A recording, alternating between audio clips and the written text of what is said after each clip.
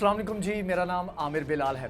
नाजरीन, बहुत सारी चीज़ें हैं जो कि इंसान के साथ, मुल्कों के साथ चलती रहती हैं, लेकिन इंसान को अपनी औकात नहीं भूलनी चाहिए। इंसान को जो जिस चीज़ से इंसान बना है या इंसान कितना कैपेबल है, इंसान के अंदर कितनी ताकत है या इंसान के इख्तियार में क्या है, ये चीज़ नहीं भूलनी चाहिए।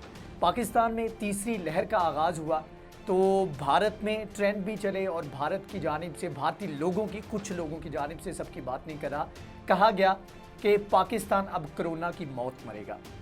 मैं ये तो नहीं कहूँगा कि भारत कोरोना की मौत मर रहा है, लेकिन यह है कि भारत में इस वक्त बहुत बुरे हालात हैं। भारत में एक तरफ तो आवाम मर रही है और दूसरी तरफ हुकूमत जो है वो ये बात मानने को तैयार नहीं कि भारत के अंदर कोरोना की सूरत हाल ख़राब हो रही है।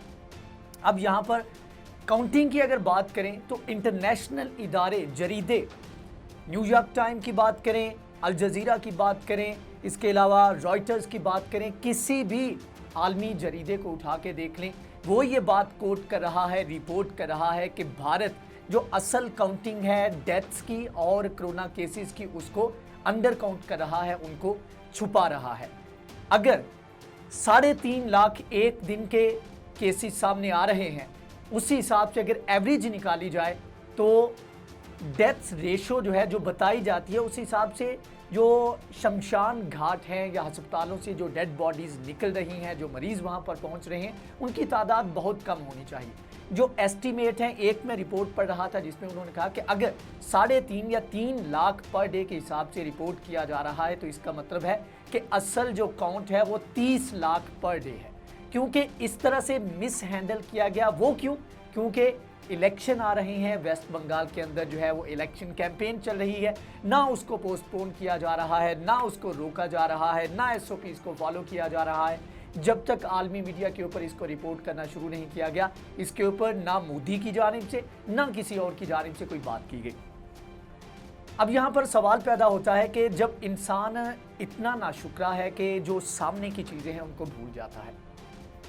मुसलमान होने के नाते हमारा बिलीव है कि तमाम तर चीज़ों के ऊपर इख्तियार अल्लाह ताला का है। इंसान अपनी बेस्ट कोशिश करता है और मुसीबत के वक्त अल्लाह ताला को पुकारना चाहिए। और ये बिलीफ इतना रासिख है कि मुसलमानों के इस बिलीफ को देखकर लोग जो गैर मुस्लिम हैं वो भी इस चीज़ को मानने को तैयार हो जाते हैं कि यार इनकी इबादत में, इनके बिलीफ में कुछ ना कुछ बात तो है।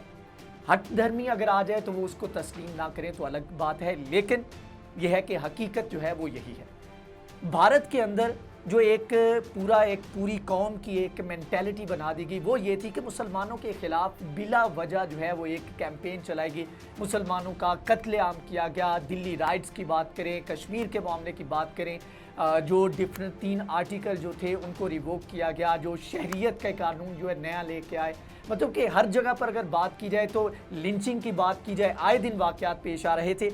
लेकिन डीप डाउन यहाँ पर लोग जो इंडिया के अंदर रहने वाले हिंदू थे वो इस बात को जानते थे कि मुसलमान हक पर हैं। अब जब सारी मुसीबतें सर पर आन पड़ी, जब कोई और रास्ता नहीं निकला, तो फिर इंसान के पास एक ही रास्ता निकलता है और इस रास्ते के तभी आप इस रास्ते पे चल सकते हैं जब आपका पहले से बिलीफ हो। और जब ये तमाम तर सूरत हाल चली तो ऐसे में एक तो मुसलमानों ने अपने कंडक्ट के थ्रू, अपने एक बेलौस खिदमत के थ्रू वहाँ पर लोगों की मदद करना शुरू की। तो यहाँ पर लोगों को रियलाइज़ हुआ कि यार मुसलमानों को हम जो इतना गलत समझते थे, असल में यही असल मुसलमान है जो कि ऐसे मुश्किल वक्त में जो है वो अमल कर रहे हैं अपनी तालीमात के ऊपर। और इसमें सच भी है कि असल तालीमात इस्लाम की यही हैं कि चाहे मुसलमान है, गैर मुस्लिम है, अगर मुश्किल में है तो उसकी मदद करो।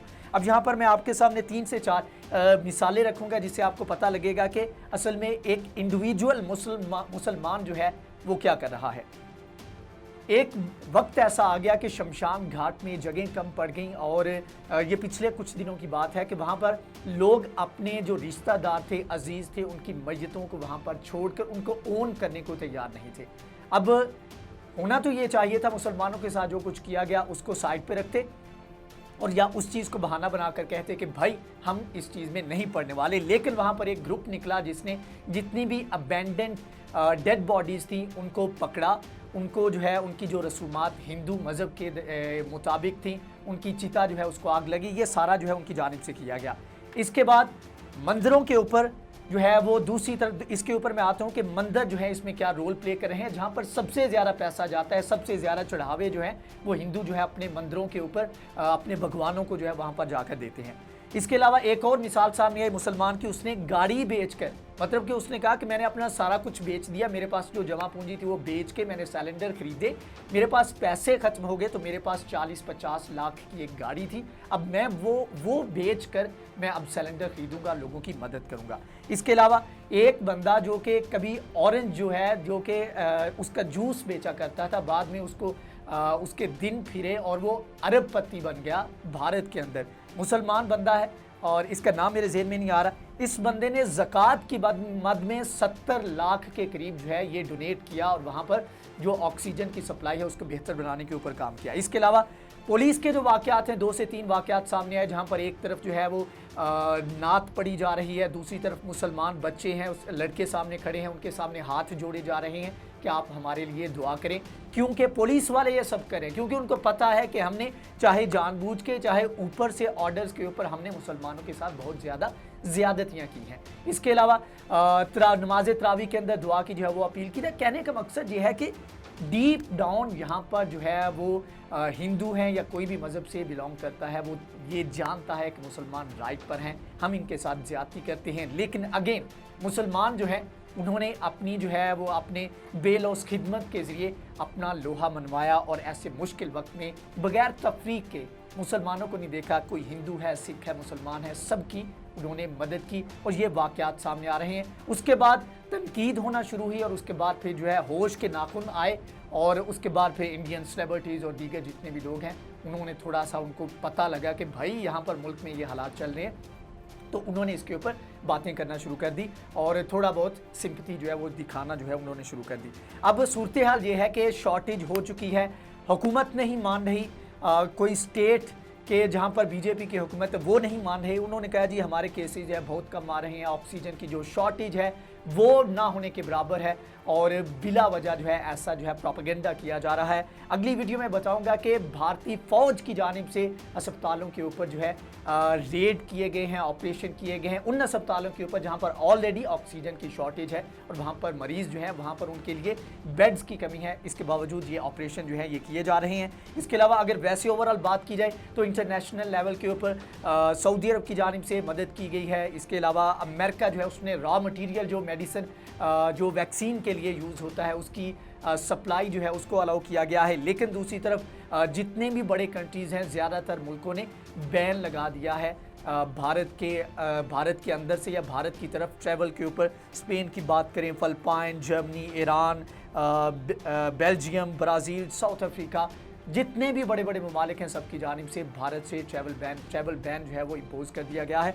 तो ये इस वक्त सूरत हाल है। हमारी दुआ है कि अब कहने को तो कह सकते हैं कि जो बोया था उसका जो है अब काटना पड़ रहा है और जो मुसलमानों के ऊपर या अक़लियतों के ऊपर जो जुल्म किए जा रहे थे मोदी सरकार की जानिब से, शायद किसी की जो है वो बद्दुआ लग गई है, किसी की आ लग गई है और उसका ये नतीजा है कि सबको सफ़र करना पड़ रहा है। क्योंकि जब ये सारे जुल्म हो रहे थे तब बहुत सारे लोग जो कि अभी सफ़र कर रहे हैं ये इन मुजालिम के ख़िलाफ़ बोल नहीं रहे थे। इसमें ऑफ कोर्स मुसलमान भी हैं और मुसलमान भी चुप थे जो कि अब जो है इसका खमियाजा भुगत रहे हैं। बहरहाल हमारी दुआ ये है कि अल्लाह ताला तमाम लोगों के हाल पर रहम करे और कोरोना की जो वबा है पूरी दुनिया में इस वक्त लोग सफ़र कर रहे हैं। ऑफ कोर्स पाकिस्तान में भी इस वक्त बुरी सूरत हाल है, तो अल्लाह सब के हाल पर रहम करे और लोगों की जानें बचें और हुकूमत को होश के नाखून लेने चाहिए, मोदी सरकार को ख़ास तौर पर, कि वो अपने लोगों की फ़िक्र करे। वेस्ट बंगाल के जो इलेक्शन हैं उनको थोड़ा सा पोस्टपोन कर दें या उनके ऊपर एटलीस्ट जो है SOPs को फॉलो किया जाए। बहरहाल आज की वीडियो से इतना ही। अगर ये वीडियो आपको पसंद आई है तो इसको लाइक करें, शेयर करें, हमारे चैनल को सब्सक्राइब करें। नेक्स्ट वीडियो में हाजिर होंगे, तब तक के लिए अल्लाह हाफ़िज़।